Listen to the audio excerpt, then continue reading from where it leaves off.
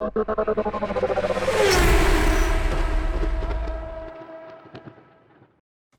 pinnacle of motorsport, Formula One has now become a greater platform to show the strength of the road car manufacturer to the outer world. Even though F1 started with the participation of the road car manufacturers, as well as smaller teams which were funded by individuals, it slowly became difficult for smaller teams to survive in the sport, due to the necessity of huge financial backing to run a successful team. Since the start of the 21st century, we saw a huge interest of road car manufacturers to enter into the platform. Williams was the last truly independent F1 team to exist in the sport, and it was also acquired by private investment firm Doralton Capital back in 2020. Hey guys, welcome back to the Formula One channel, the best place for your daily dose of trending news and gossip regarding Formula One. Before we proceed, hit the subscribe button and smash the notification bell for more exciting updates. Many automobile brands and other motorsport teams tried to enter the sport in the recent past, and most of those attempts have been unsuccessful. Most of the new entrants try to acquire an existing F1 team, instead of establishing a totally new team, as it is costly to establish an entirely new team. Last year, Andretti Motorsport Team, which is currently running a successful team in the IndyCar series, tried to enter the motorsport through the acquisition of the Sauber F1 team. But the deal came to an end at the final stage of the acquisition process, as Sauber owners demanded more value for their team. Two Volkswagen Group brands, Porsche and Audi, also showed their interest in entering into the sport. Even though they're from the same mother company, their intention was to fight in the championship as two different teams. Porsche's participation is planned as an engine manufacturer, and Audi is a complete F1 team. In May 2022, Volkswagen CEO Herbert Diess confirmed the participation of Porsche and Audi in F1.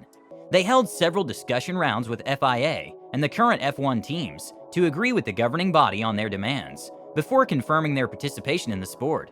It is a very famous secret that FIA decided to remove expensive MGUH components from the power units to facilitate the entry of Volkswagen Group brands into the sport.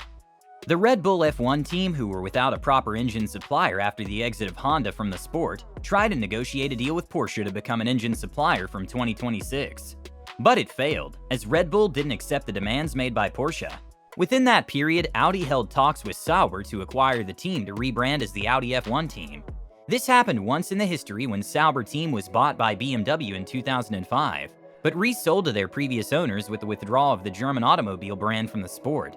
This week, Audi officially confirmed their entry into the sport by taking a stake in the Sauber F1 team. The Sauber F1 team is currently running as Alfa Romeo F1 team, with Ferrari engines, and the deal will come at the end of the 2023 season. The Sauber F1 team will run their own name again for the 2024 and 2025 seasons, before rebranding as the Audi factory team. They will be powered with Audi engines for the 2026 seasons, and Sauber's name will no longer appear in the sport after the 2025 season, making a full stop to their Formula One story, which spans over 4 decades. Sauber Motorsport AG is a Swiss motorsport engineering company, which was founded by Peter Sauber back in 1970. Sauber first made their way into hill climbing the World Sport Car Championship before reaching Formula One back in 1993. It was sold to BMW back in 2005, rebranding as BMW Factory Team. During that period, they were able to finish second and third in the 2007 and 2008 championships respectively, recording their highest achievement. It was resold to Peter Sauber back in 2009. Then it started to operate again as the Sauber F1 team. An ownership change happened back in 2016 as the majority of the stakes of the team were sold to Longbow Finance. It was rebranded in 2019 as the Alfa Romeo F1 team, under its title sponsorship deal with the Italian car manufacturer. Finn Rausing, the chairman of Sauber's board of directors, also confirms their deal with Audi Automobile. He said, "Audi is the best strategic partner for the Sauber Group." He said, "It is clear that we share values and a vision, and we look forward to achieving our common goals in a strong and successful partnership." Audi has no previous experience with Formula One, despite their heavy presence in other major motorsport categories, like World Rally Championship, Pikes Peak, Super Touring Cars, DTM, GT Racing, and Le Mans prototypes.